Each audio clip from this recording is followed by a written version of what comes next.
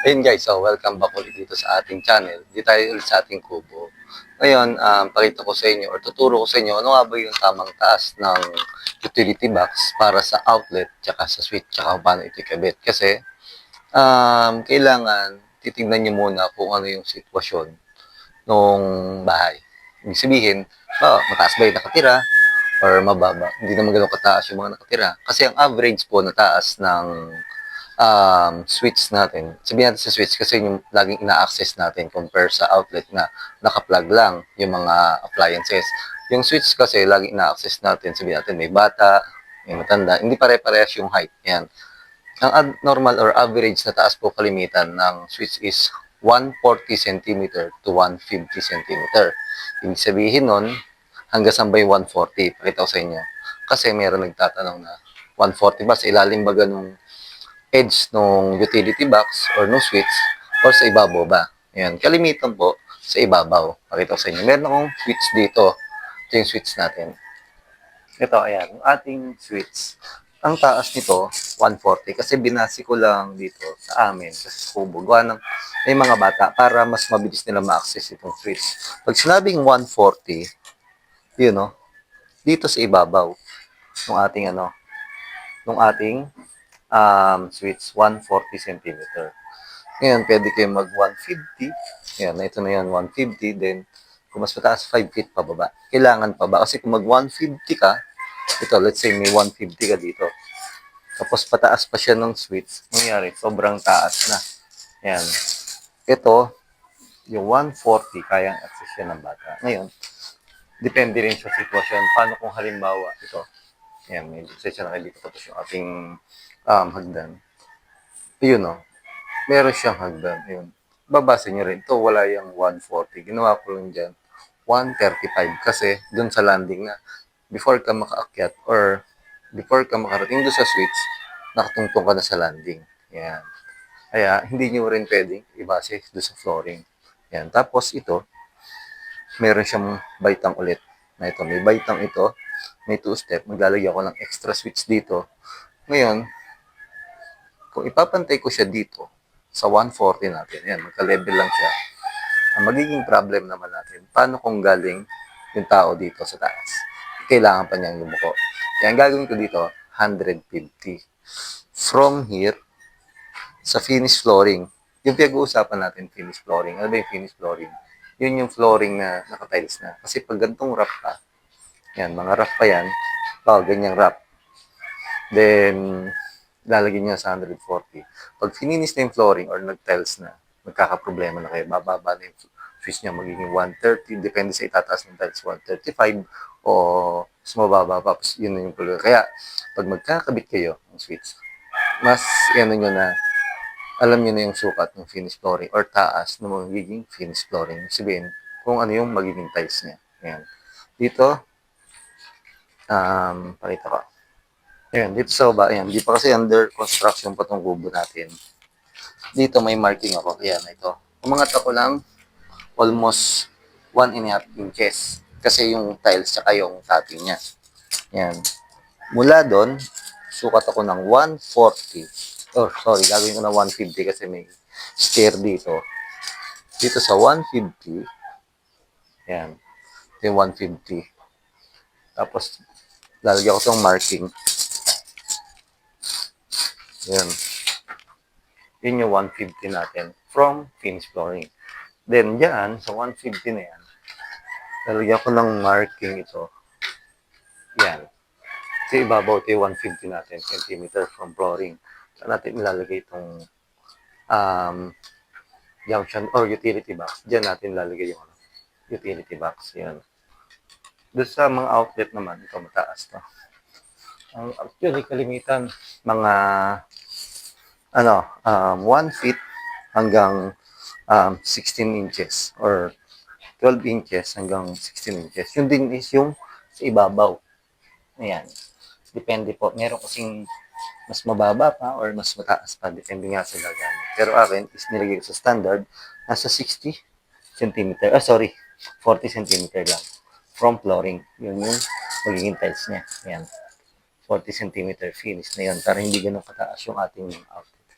Minsan kasi, like sa mga ano, sa TV console, minsan nagwa 1 meter ako na kasi mataas yung paglalagyan ng TV.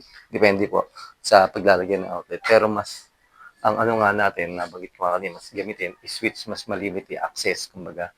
Kaya yun yung dapat naka, ano sa ano. Kasi minsan pag sobrang taas, hindi abot ng bata, or pag sobrang napababa naman, minsan nakayuko pa, mas mababa pa. Gaya ito, may step or merong stair siya. Kaya nigay ko siya sa 150. Tapos yan, dinaguhitan ko na to. Ani ko na siya, i-share ko or sisilsilin ito. Huwag nyo kadikit dito sa edge.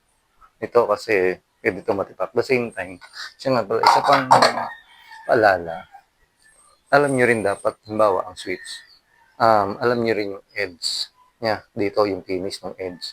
Kasi minsan, baka nilagay nyo na sa malapit, kalimitan kasi yung switch malapit sa door jamb. Nilagay nyo tapos hagi pala ng door jamb. Ang problema niyan, iisod nyo na naman yung ikinabit yung junction box, or sorry, utility box. Or kung hindi man, saan ang layo sa jamb or sa hamba.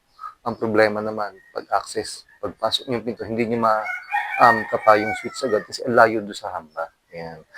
Ayan, kagaya nito. Ito, kaya dapat sukat na sukat yung edge niya. Ayan, no? Tsaka dito. So ito, salamin na nga ito eh. Tapos ito, sliding door. Or, yun, sliding door niya. Mas nag-glass din. Yun, saktong-sakto lang doon sa edging niya. Ayan. Kaya, hindi, dapat alam nyo na rin, bukod yung finish flooring, alam nyo na rin yung edging. Kasi kalimitan, lalo na pag rough pa yung bahay, wala pang mga door jamb or hamba. Kailangan alam nyo na rin yung finish ng edge. Ayan, para hindi ganun kalayo or hindi ganun kalapit sa door jamb. Para maganda rin yung pag na-finish na yung ating mga switch or naikabit na yung switch natin.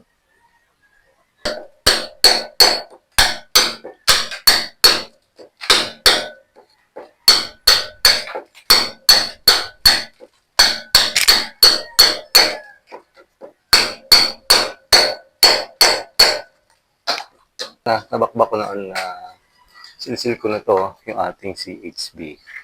Ayan, pag maglalagay nga pala kayo, huwag nyo masyadong lalaliman. Kailangan nakita nyo to. Ayan, meron siyang allowance or hindi siya pantay yung edge ng ating utility box dito sa ano natin, sa ating CHB or hollow blocks. Kasi magpa-plastering pa yan eh.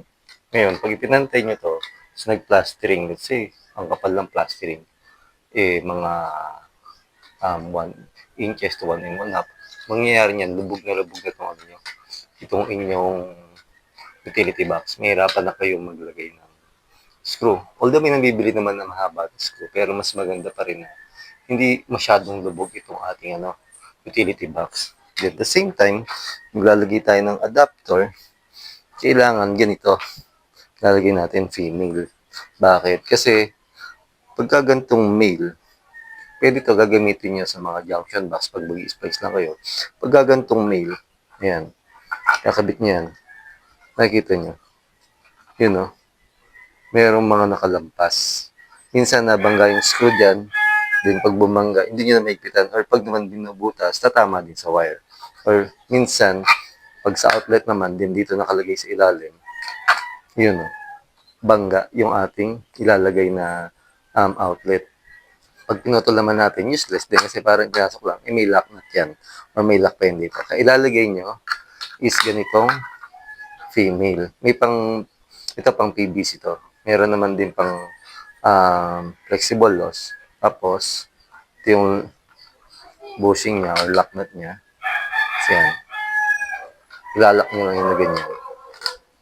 Yun o. Yan. Malinis tong loob ng utility box. Tapos, hindi siya obligadong bumangga yung screw natin dito. Yan. Ipalagay natin yung either switch, outlet, nang walang babanggaan. Yan. Tapos, lagyan din natin ito ng ano nga pala, electrical tape. Nilagyan ito electrical tape kasi pag nag-plastering, pag pinasok ng semento yan, yung loob niyan, minsan nalo-lost thread or nahihirapang ilagay yung screw. Yan. Kabit ko lang to dun sa wall natin. Yan, binasa ko pala muna to. Kasi pag hindi natin binasa itong wall, mangyayari niyan, yung mga gabo, pwedeng hindi kumapit yung semento natin. Yan, tapos, gamit ko, purong semento lang. Ayan. Kahit hindi naman ganun kadami, kumapit lang yung ating um, utility box. Kasi, may ipit naman yun ng plastering. Pag nagpalitada, ipit na yung utility box natin. Ito is para lang ma-avoid natin or maiwasan natin na kapag nagpapalitada o nagpa-plastering, hindi na nagalaw or stable na yung ating yung ating utility box. Kasi pag gumagalaw siya or natatanggal, pwedeng um, malaglag yung ating utility box or tumagilid, tumabingi, or mawala sa sukat. Siyempre, pag nagpa-plastering, lalo na pag gumamit ng rodela, pwedeng tamaan yan. Ilan, ganyan, stable na. Tapos pwede nyo, press nyo lang yan, pagkalagay nyo nung ating semento. Tapos, pitin nyo na rin para sigurado yung apat na sulok. Yan naman, pag natuyo na yung natin, semento natin, ano yan, hindi na yan gagalaw. Kahit tamaan pa ng rodela pag nagpa-plastering. Pero syempre, iwasan nyo rin. Gawa ng pwede matitakbuhan. Syempre, plastic lang to. Yan. Tapos, lalagyan nyo rin ng papel. Itong dulo. Kasi, na-encounter ako, natatabunan siya nung plastering itong natatabunan. Minsan, mahirap maghanap or pag hinanap natin, alam natin natin, pag sinilsil natin, yun, ito, tiyatamaan ng silsil, nabawali. Yan. Yan, ganyan lang guys pag-abang ng ating utility box tsaka pagkakabit tsaka yung tamang sukat niya. Yan, sana nagkaroon kayo ng idea sa paglalagay ng ganitong utility box sa ating outlet. Kaya maraming salamat po muli sa inyo. Stay safe and God bless po.